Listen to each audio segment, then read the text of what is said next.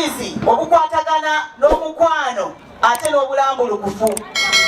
Mukimanyi nti okuva mu mwaka 2016 nze ne Kansolo Lumondo tutambulira wamu.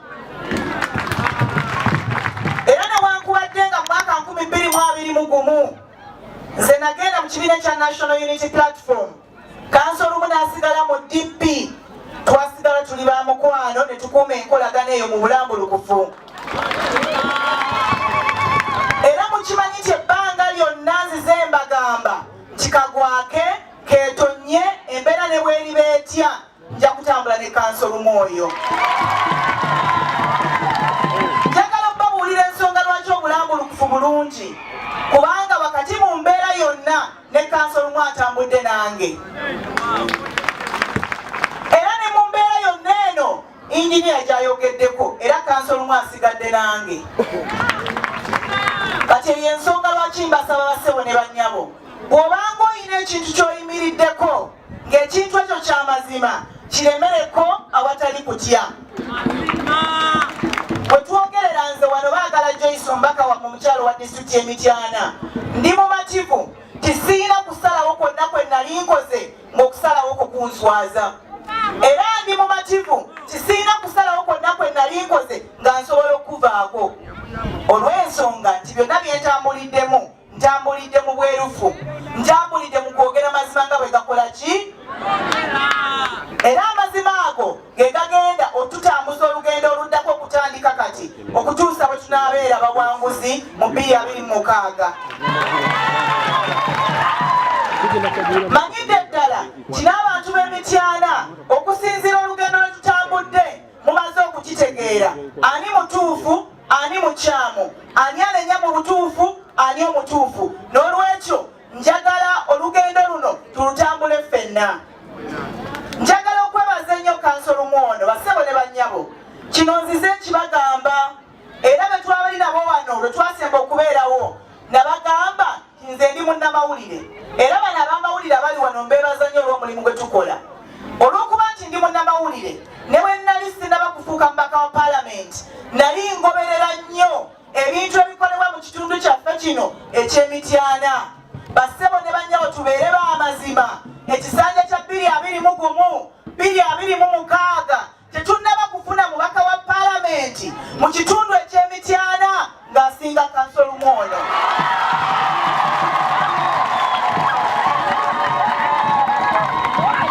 Naye bwe nayogera ensonga eyo abantu bangi banyiiga kubanga Kansolo Lumondo yali mu kibiina kyange. Naye nga tulina kwogera mazima, te buli omu abeera agamba nti bw'oba oyimiridde ku mazima togavaako ne bw'oba g'ogasigaddeko. Kakati mmwe abali wano mwenna abavudde Namungo, abavudde Ssekanyonyi, abavudde Busunju, abavudde Emagala, kye mugamba nti mugoberera Kansolo Lumondo byakola? Kye mugamba nti paalamenti ku fulo ya paalamenti mulaba mu Mityana baani aboogera ne baani abatoyogera? Kye mugamba nti mulaba mu paalamenti baani abakola ne baani abatakola? Kye mugamba temumanyi baani abalina omutindo ne baani abatalina mutindo? Ekibuuzo kibabuuzibwa nti amaanyi gammwe ng'abalonzi b'Emityana mwetegese okugakozesa mu 2026? Buli omanyi nti mwetegese okukozesa amaanyi go waliko omukono ko waggulu n'enduulu. Kubanga bassebo ne bannyabo kambabuulire, omuntu ng'ayagala okuggyako ekitiibwa kyo, ng'ayagala okuggyako amaanyi go, alina obuntu bw'atandika okwekwasakwasa. Naye nga weekwasa, lwaki weekwasa nga naawe ekituufu okimanyi nti ono y'alina omutindo? Ky'ogamba nti gwe toyawula baagala Joyce n'omuntu omulala, toyawula baagala byasobola n'omuntu omulala, toyawula mutindo gw'abaagala nagwa mulala. N'olwekyo bassebo ne bannyabo, newankubadde nga ngenda kubaleka wano, njagala okubaleka wano nga mmwe kennyini mukozesa ekigambo kye twogera ekya people power oba amaanyi g'abantu mugakozese okufuna abakulembeze abalungi. Bwe kiba nga people power kitegeeza amaanyi g'abantu, njagala omulundi guno mukozese amaanyi gammwe era ensi etegeere nti Mityana bw'eti bwesazeewo. Ssebo Kansolo Lumondo njagala kukwebaza.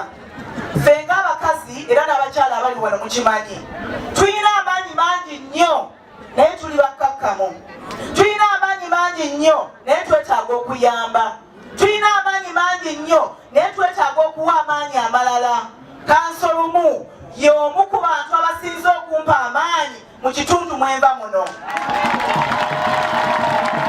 era obaolyawo ebintu bingi nange sandibisobodde naye olwa kansolumu oyo mbisobodde n'olwekyo mbasaba abantu ba Mityana South abantu ba Mityana muleke kuwuguka ate ekintu kyennalabye nakano kankabagambe abantu b'e Mityana South muli banjawulo era omuntu alaba ne ku mitimbagano n'ategeera nti bano b'e Mityana South bano beeri ekindi kubanga n'engeri gye mwogeramu ku mitimbagano ebintu mubitegeera bulungi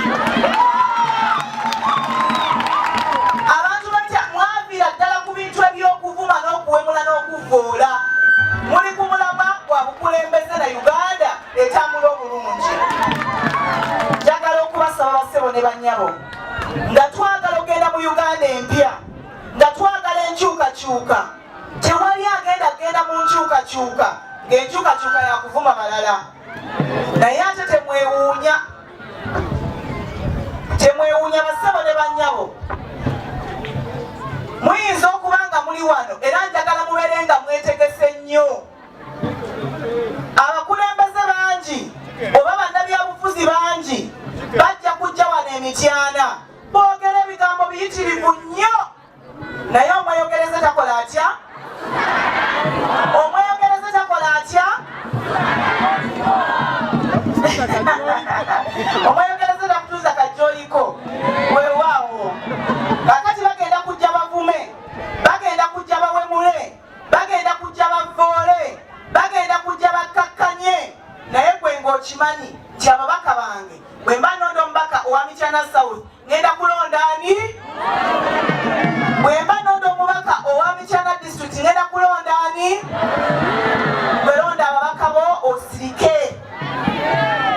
nga mmaliriza njagala okwebaza abantu bonna be tutambudde nabo weewaawo olugendo luno terubadde lwangu lubaddemu ebisiriko lubaddemu okusomoozebwa lubaddemu ebintu bingi naye olw'ekisa kya Katonda tulutambudde era bye tusobodde okukola tubikoze n'olwekyo tubasaba ekintu kimu tusigale nga tuli bumu tusigale nga tuli ffenna buli omu awabule munne naye okusinga byonna tulonde abakulembeze abalimu ensa tulonde abakulembeze abategeera obwakabaka tutegeere abakulembeze abategeera ekitundu tutegeere abakulembeze abamanyira ffe bye twagala nga ŋŋenda mu kifo kyange ekyo omunyalwanda wa kabaka abagambye nti mumulinde kubanga naye agenda kujja wano ayongere okubawa obujulizi ku mubaka wa paalamenti gwe mwalonda ate gwe mugenda okuddamu okulonda neyanziza nnyo neyanzeege njagala kwebaza abantu bonna bankubidde amasimu njagala kwebaza abantu bonna bampeereza message njagala kwebaza abantu bonna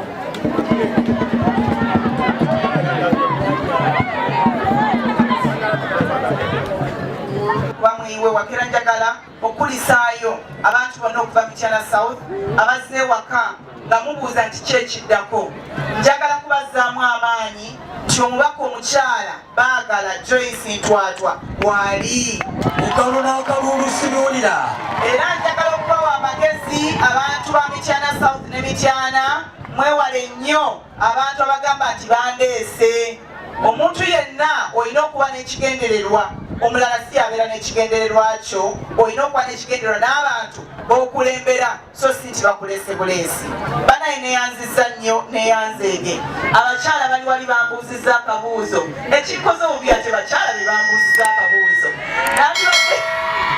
nabadde nsuubira nti abaami be bandimbuuzizza akabuuzo ako abakyala nga bagamba nti olina omwami